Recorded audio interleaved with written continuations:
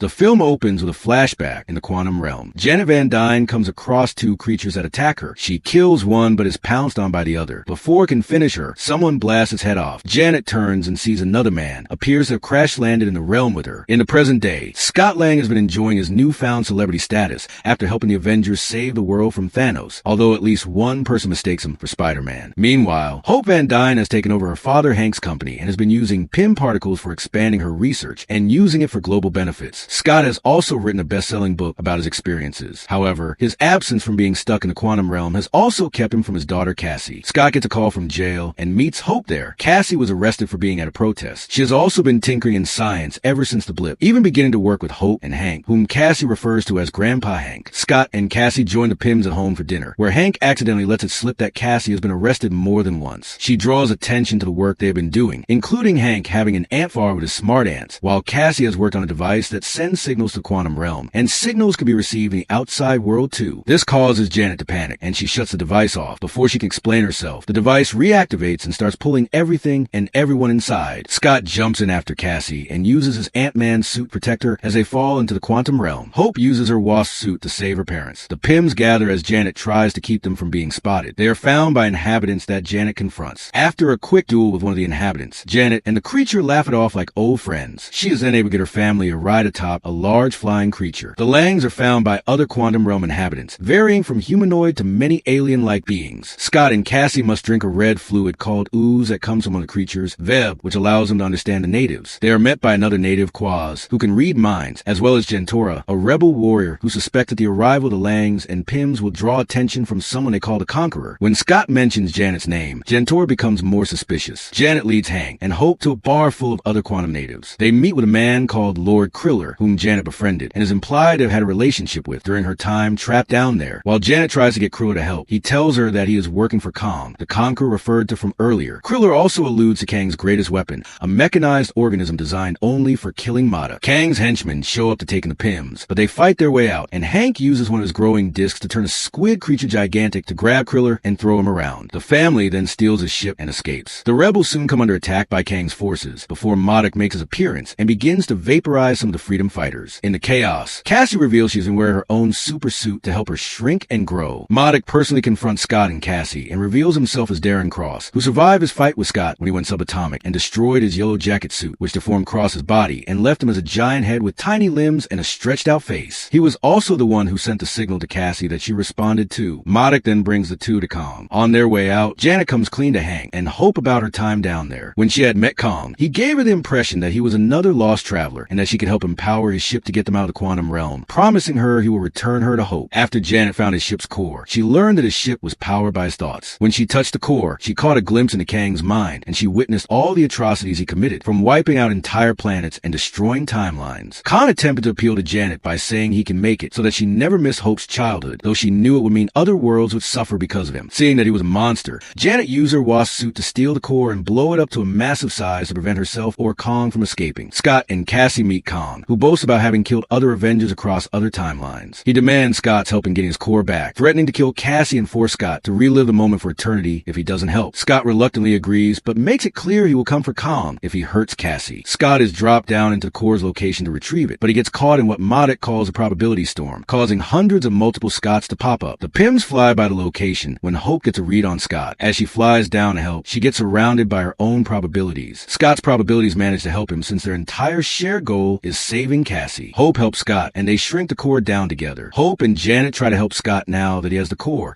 but Kang shows up to take it from him, going back on their deal to let Cassie go. He also takes Janet with him, and has Modoc destroy the ship with Hank in it, though he survives. When Janet calls Kang a monster, he explains that he is the exiled one among his many variants, and he believes they are responsible for other horrors across the multiverse. He thinks that his escaping the quantum realm will allow him to take control over an event that is coming for humanity. The ants from Hank's ant farm arrive, after apparently having gone through time displacement that has helped them grow more advanced over less time than what the humans have gone through. They help Hank get Scott and Hope to head toward Kang's stronghold. Meanwhile, Cassie uses her suit to shrink into a prison and free Gentora and other rebels to charge toward Kang's tower. Just as Kang tries to make a big villain speech, Cassie hijacks it and tells everyone to head to the tower to fight Kang. The other rebels are freed and fight off Kang's goons. Modoc goes for Cassie, but she turns giant and punches him down. Before leaving, she convinces him that he doesn't have to keep being evil. Scott grows gigantic as he angrily runs toward Kang for reneging on their deal. He reunites with Cassie and is proud to see she is giant too. Hank leads the ants, plus a giant mecha ant toward the tower. Kang leads his own attack against the rebels, but Modok goes in for his own attack now that he has switched sides. He chooses to die as Darren, and the heroes stand by his side as he dies. The heroes make their way into the tower, where Janet has repaired Kang's core and has opened a portal to return home. Scott pushes Cassie through just before Kang attacks him. They get into a brutal fight, with Kang nearly beating Scott to a pulp. Kang attempts to jump to the portal, but Hope jumps back to help Scott fight. They overpower Kang and destroy the core by using multiple growing/shrinking discs on it. Hope pushes Kang toward the core, which pulls him into a portal to oblivion. Cassie manages to reopen the portal to help Scott and Hope get home, while the quantum natives cheer for their victory. Scott returns to his life and family, although he worries about what Kang said regarding something terrible coming. He brushes it off as nothing and joins a family to celebrate a fake birthday for Cassie since he missed some during the blip. Mid-credits scene. A council of Kang variants discuss the death of the Exile One and prepare to send each of themselves out into the multiverse as they prepare for a major war. Post-credit scene. Another variant of Kang is seen teaching a class in the early 19th century. Sitting among the class is none other than Loki and Agent Mobius. Loki tells Mobius that this man is going to be a very dangerous threat